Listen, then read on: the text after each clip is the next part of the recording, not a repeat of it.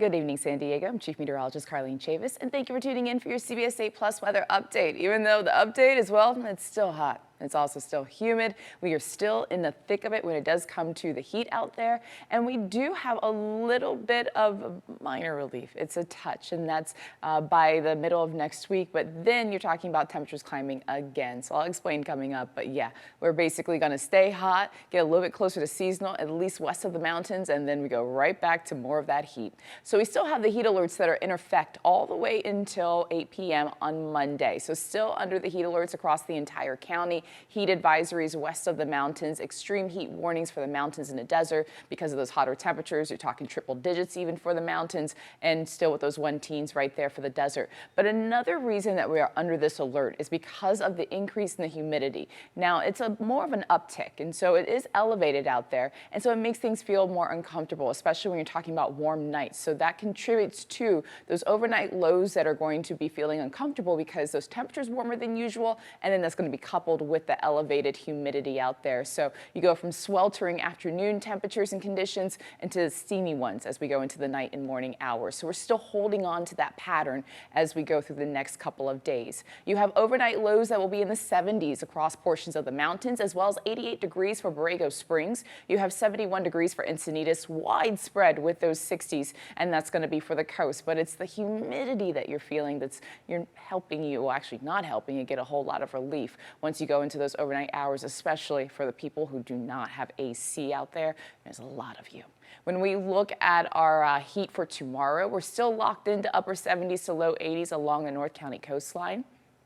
You also have those 80s across the inland valleys. You're seeing 89 degrees for Escondido, the same for Ramona. So we're still holding on to warmer temperatures, warmer than usual for some spots. So 90 is actually the average high for the inland valleys. We're going to be a little bit above that. That'll be with those 90s for Valley Center as well as for Ramona. But temperatures, as I mentioned, they're going to be slipping just day by day until we get to about Monday. And then that's when we have the expiration of the alert by Monday evening. But then we brace for more heat by next week. So you have 95 degrees, so still a pretty hot temperature. That's about 10 degrees above seasonal for the mountains. That's going to be for Julian. 112 degrees expected for Borrego Springs. But Southern California deserts as a whole, upwards of 120. So we're still locked into it. When we tell you to avoid going outside, especially for a long duration, when it does come to the heat alerts, that's when you're more prone to heat-related illnesses. That's a key time from about 10 a.m. to 5 p.m. Now, that's when we tell you just be mindful of it because it's steamy heat. Also, the UV index is extreme, so that's when we start to get those really intense sun rays, and we also get the heating of the day going around this time frame. So that's when we tell you to avoid those strenuous outdoor activities like pickleball or hiking around this time frame because we just want to keep you nice and safe. Keep in mind staying nice and hydrated, also taking breaks and being in the shade if you can, and then reapplying that sunscreen because you do have that extreme reading for the UV index. So not just protecting yourself when it does come to the heat by drinking water, but also making sure that you're protecting your skin as well. Okay, so if you are looking to beat the heat at the coast, just something to be mindful of, we have elevated surf out there, and that's because of a continuation of a south swell. We've had this with tropical systems that have been moving through, and we still have another tropical system, even after Fausto, that led to the beach hazard statement that was issued. So now it's extending all the way until Wednesday at 6 p.m. It was supposed to expire tomorrow evening, but we're looking at a continuation with tropical systems moving through when it comes to that south swell. So it keeps the surf about 3 to 6 feet, sets up to 7 feet, increased risk of rip currents out there. If you're going to be out in the water, first of all, if you're not an experienced swimmer or surfer, you're not advised to be in the water. But if you are going to be out there, find a lifeguard. Go to lifeguard towers. They can spot where the rip currents are. Also, it's always best to swim near lifeguards if you're going to be out there. But I would just advise, if you're not a skilled swimmer or surfer, not to be in the water during this time frame. Also, minor coastal flooding being possible in the evening hours. So this is going to start as we go through the next few days. So starting tomorrow and then into early next week. We have an extra pull when it comes to our evening high tides. So that's when we'll experience that minor coastal overflow into parking lots, onto boardwalks, because you have the elevated surf. But on top of that, you also have the extra pull in our evening high tides, and that's because we have the new moon or full moon that's going to be on Wednesday. So that is with the full buck moon, creating that extra pull for our next full moon. So just be mindful of that. Also, when we talk about why this is happening, as I mentioned, Fausto had developed into a hurricane. Earlier this week, we were tracking it as a Cat 1. It has strengthened to a Cat 2.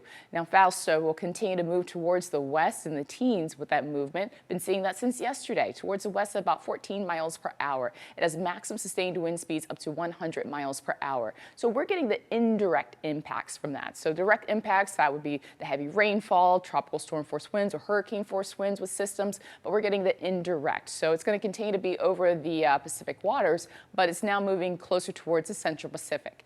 Unfortunately, that means that Hawaii is in its path. So the latest cone does show that it will move north of the islands, and that will be as a tropical storm. So weakening into the start of next week. Once it does engage and interact with the islands, then becoming a tropical depression by the middle of next week. So we'll keep a close eye on Fausto and conditions across Hawaii. We also had Genevieve. Genevieve is a tropical storm right now. And you can see it does have some wind speeds that have picked up since yesterday. So yesterday we had some of those wind speeds, about the 60s with maximum sustained wind speeds. Now it's about 70 miles per hour. Moving towards the west-northwest at about 15 miles per hour.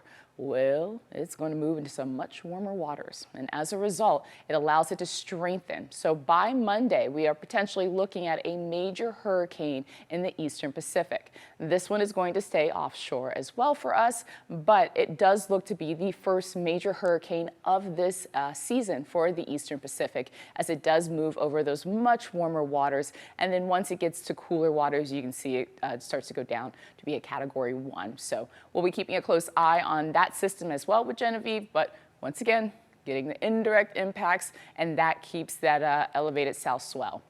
When you look across the atmosphere, so this is what's happening right now.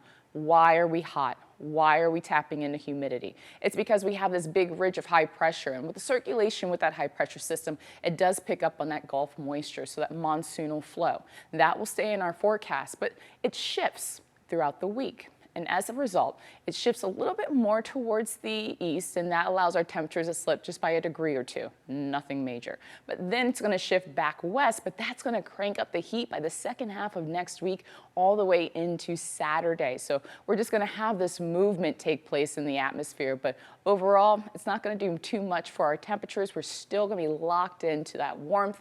We go a little bit closer to that seasonal range, and that is going to be for the inland valleys. But then temperatures start to climb by Saturday of next week. You have weather impact alert days because of the heat advisory for the coast, but you're noticing it extends all the way into Wednesday. That's because of the beach hazard statement. So that is why you're seeing those red boxes with weather impact alert days through about Wednesday.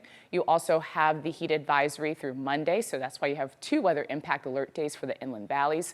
Back into the 80s, that'll be for the coast by Friday and Saturday of next week. When we look at the mountains and the desert, well, you're not seeing a whole lot of variation there. You're still holding on to the 90s. Hot again for the mountains with those 90s. Temperatures slip just a little bit, but then you can see they go right back up again. And that's going to be as that high pressure system moves right back towards the west, and that increases our heat even more. So potentially looking at more of those heat alerts going out by the National Weather Service. And so then we would have more weather impact alert days. You have 112 for desert highs for the next couple of afternoons. Then you can see those 1 teens will be right back in the forecast. And of course, we'll keep you posted when any of those alerts start to go out. I hope you're having a great weekend. Please stay nice and cool and hydrated out there. And I'll see you right back here on Monday.